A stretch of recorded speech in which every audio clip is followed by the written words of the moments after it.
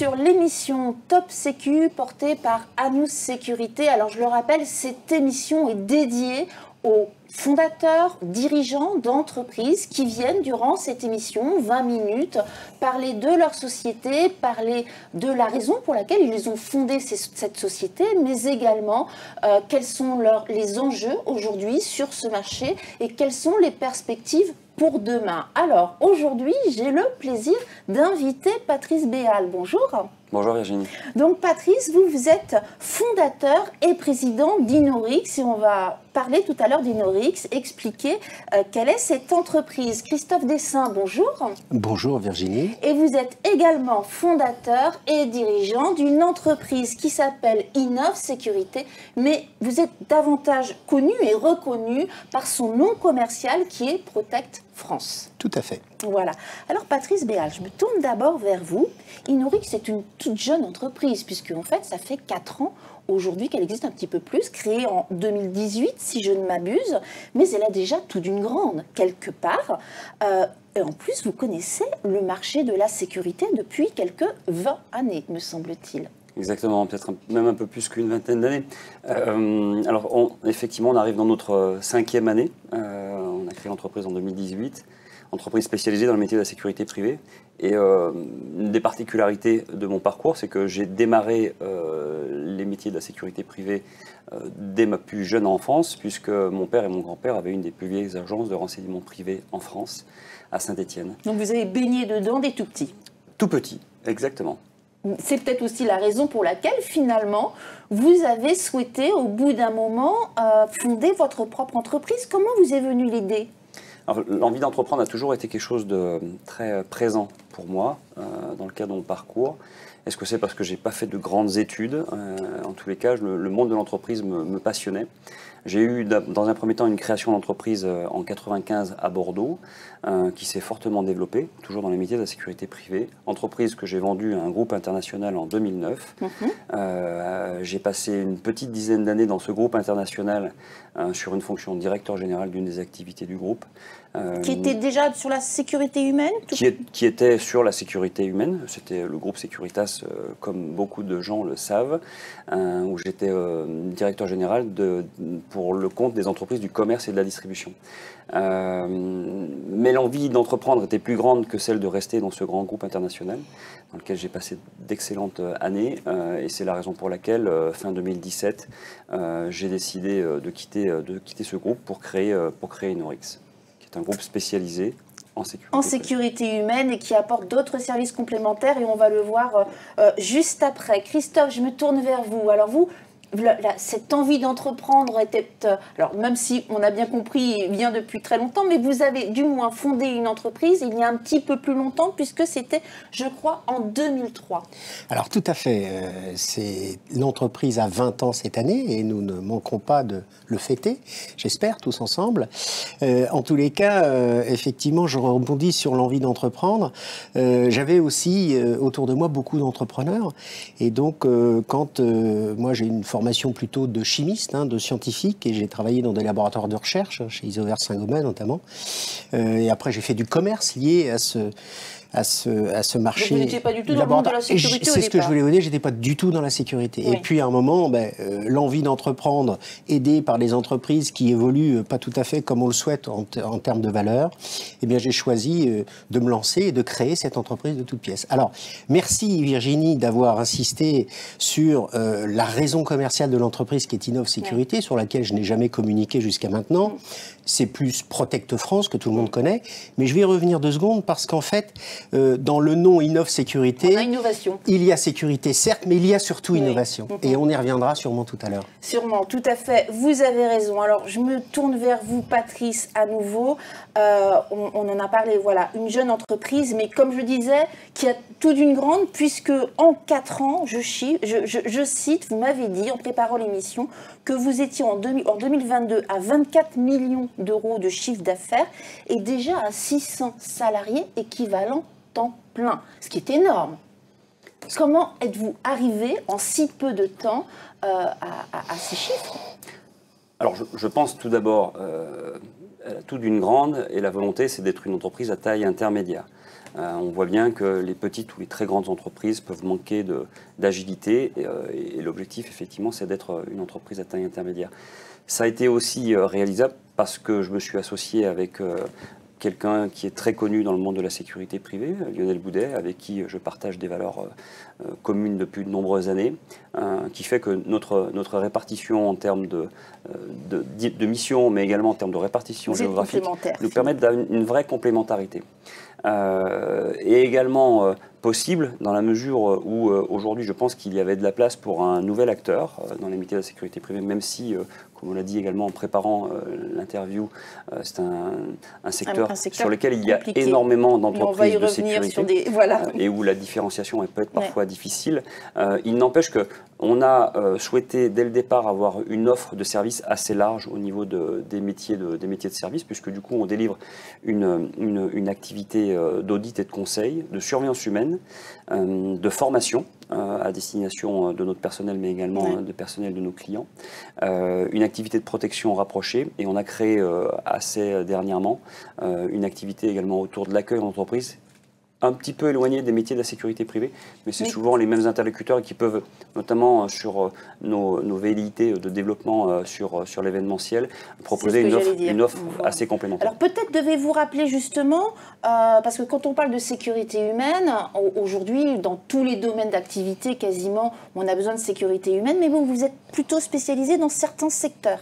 Plus particulièrement. L'objectif est d'avoir un portefeuille qui soit le plus équilibré possible.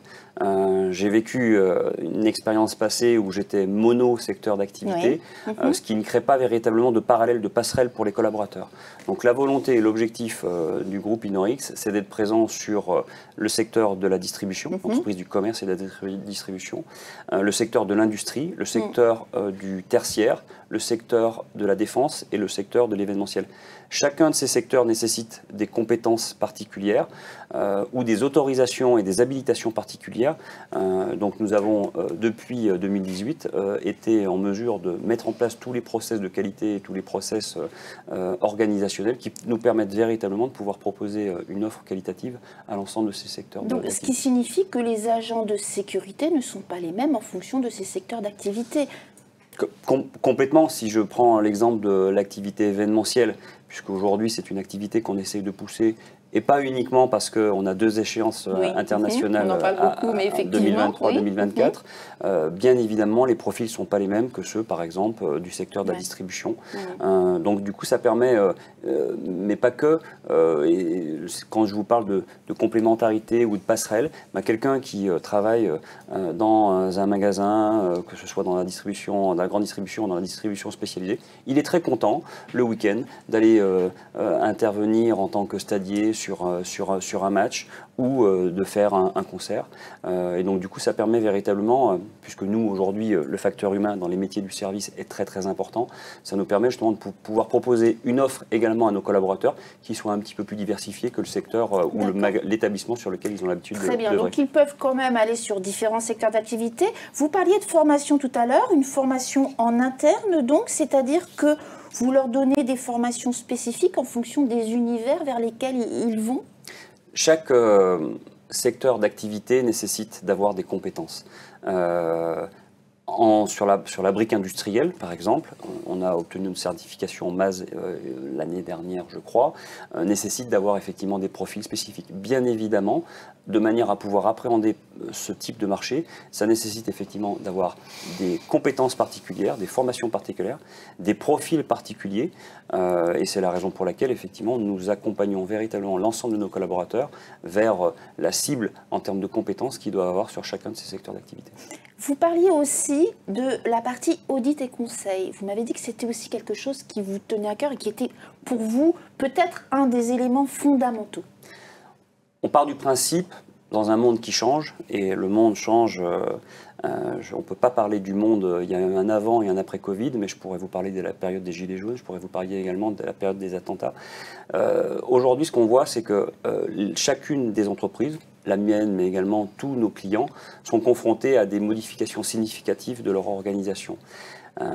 Ces modifications significatives nécessitent de reprendre la mission, de reprendre les enjeux, de reprendre les besoins et de s'assurer que la prestation qui est proposée soit conforme aux attentes. Et donc du coup, c'est la raison pour laquelle le fait d'avoir développé cette activité d'audit et conseil qui est dirigée par un garçon qui s'appelle Alexandre Racco, qui est un ancien gendarme du GIGN, ben c'est tout simplement d'être en capacité de reprendre un petit peu comme une feuille blanche toutes les missions et tous les risques auxquels notre client est confronté et lui proposer une solution d'amélioration dans une espèce de ce que nous on appelle le marketing itératif du risque, c'est faire en sorte de faire évoluer la solution en fonction des problématiques et des enjeux de chacun de nos clients. Donc vous êtes quasiment sur du sur-mesure par rapport à certains clients, probablement, non? Vous adaptez. On est sur du sur-mesure, sauf qu'à période régulière, ça nécessite de regarder à nouveau les modifications structurelles auxquelles peuvent avoir été confrontés nos clients, et à ce moment-là, proposer des solutions d'amélioration, tout simplement pour rester, compétitif en termes de budget, mais très pertinent en termes de qualité de service. Alors, merci beaucoup pour ces précisions. Vous parliez tout à l'heure d'éléments différenciants et il me vient aussi un élément qui me semble important. Vous avez créé un GUE, un groupement d'intérêt économique, avec deux autres entreprises qui sont TEB et Sautel. Sautel, on le recevra également prochainement sur cette émission.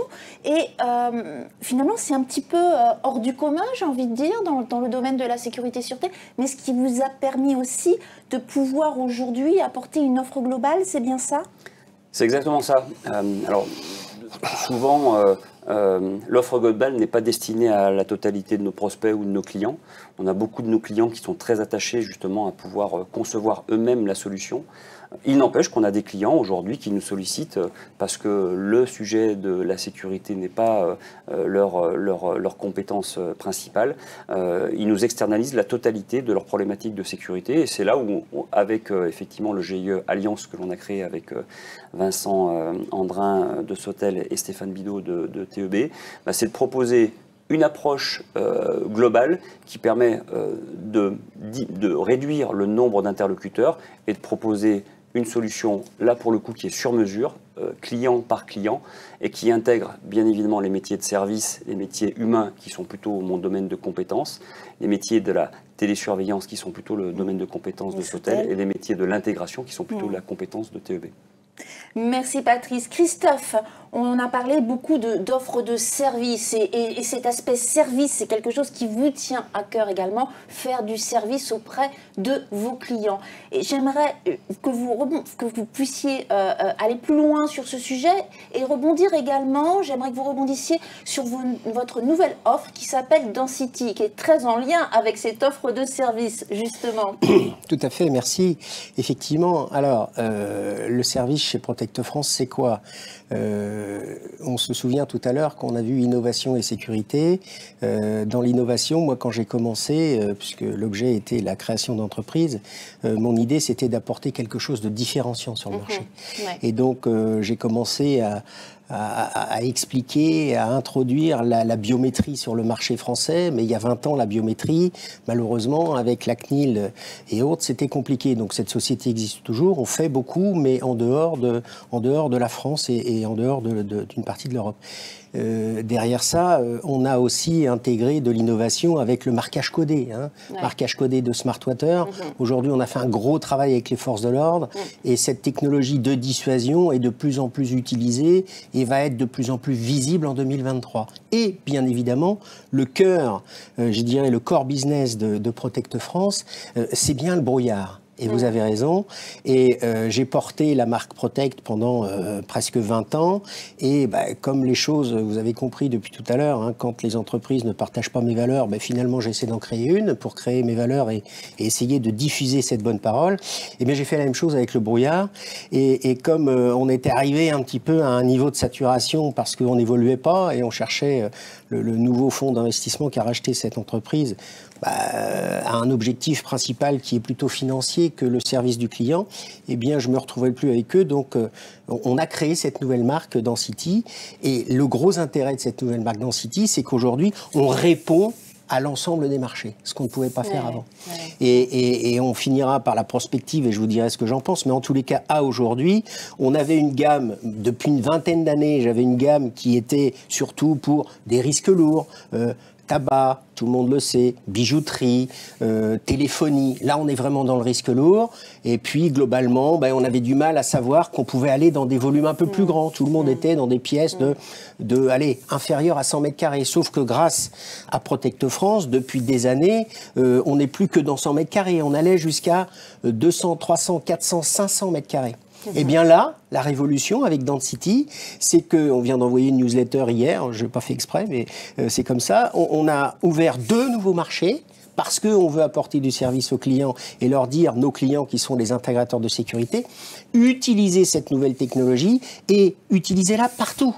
Donc, on avait ce milieu du marché avec les risques lourds. Aujourd'hui, on ouvre un marché très très important, et je peux vous le dire, qui marche très très fort, qui est la logistique, le transport et les usines et les ateliers. On a un franc succès depuis le début de l'année, c'est assez incroyable avec ce produit.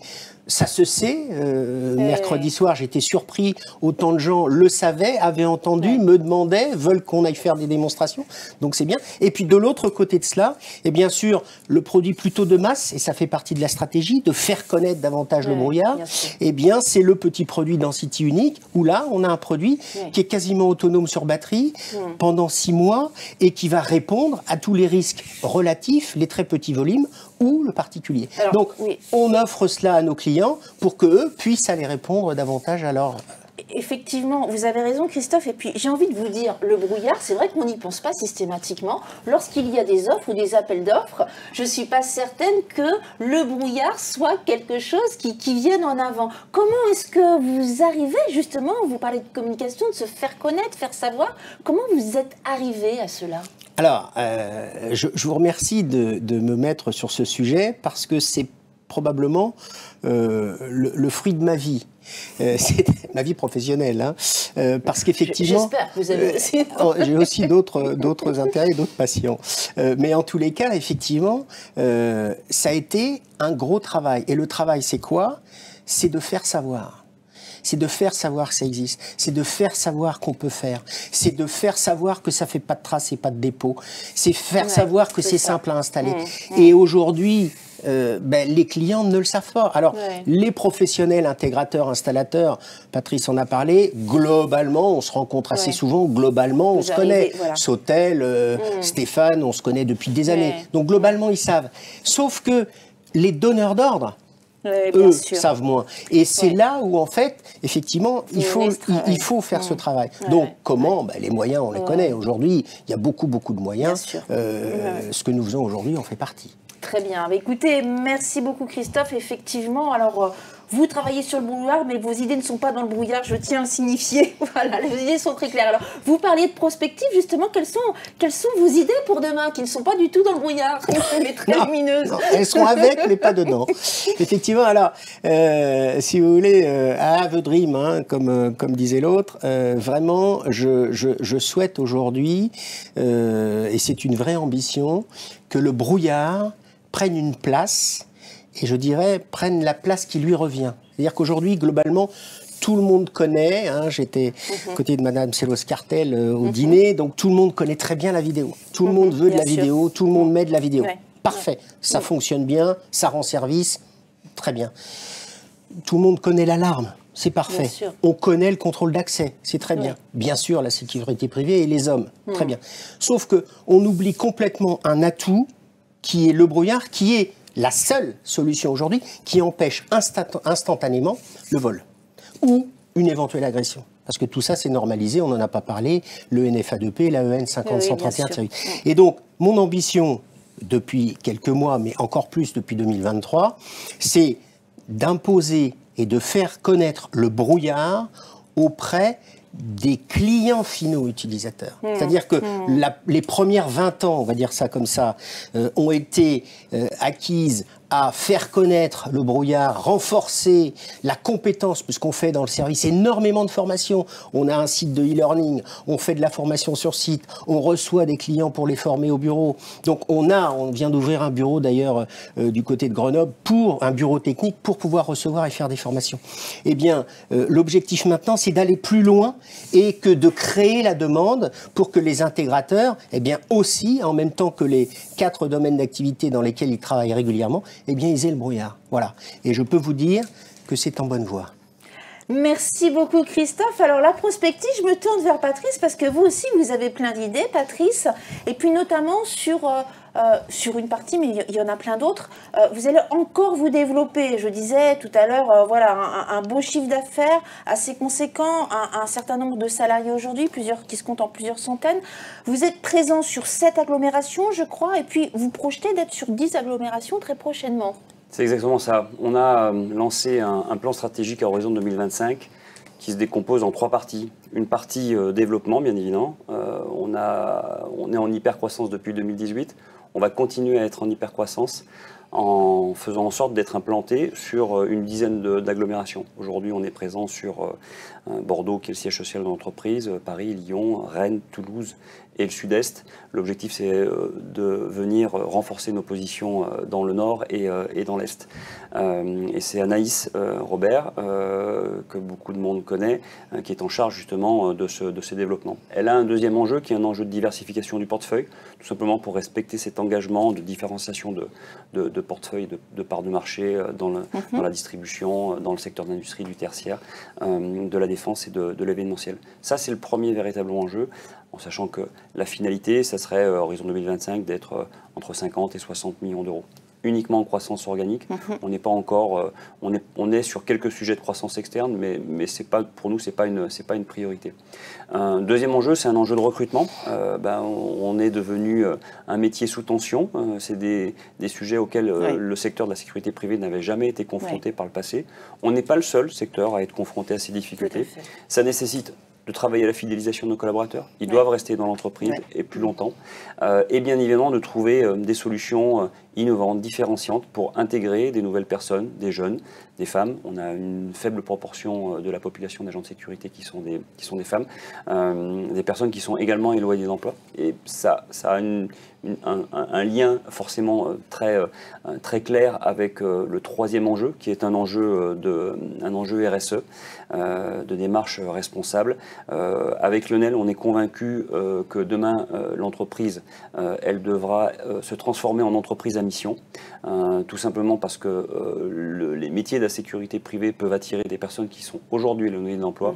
Je parle au quartier un petit peu en situation difficile, je pense aux jeunes, je pense aux femmes bien évidemment, mais je pense également à des personnes qui n'arrivent pas forcément à trouver leur intérêt et leur compte dans notre civilisation. Et donc du coup, l'idée c'est de les intégrer via effectivement nos différentes démarches RSE dans nos métiers, puisque aujourd'hui, quand on parle des échéances à venir, il manque énormément d'agents de sécurité. Tout à fait. Bon, on en parle beaucoup à l'heure actuelle. Il y a un vrai potentiel. Ouais, merci beaucoup Patrice. Et puis effectivement, alors on a une émission, je rappelle à nos auditeurs, qui s'appelle Génération CQZ, où on met en avant justement tous ces jeunes et on essaye de faire en sorte que demain, ils aient envie d'embrasser ce métier, un métier ô combien formidable, que ce soit en sécurité humaine, en sécurité électronique ou en cyber, ou brouillard, puisqu'effectivement, il y a du vrai potentiel à ce niveau et encore plus dans les années à venir. Il me reste à vous remercier, Patrice et Christophe, d'être venus sur le plateau aujourd'hui pour parler de votre entreprise, pour parler du métier. On aura encore beaucoup de choses à dire, mais le temps est compté. En tout cas, un grand merci. Merci à vous tous d'être toujours plus nombreux à nous écouter et je vous dis à très bientôt pour une prochaine émission Top Sécu.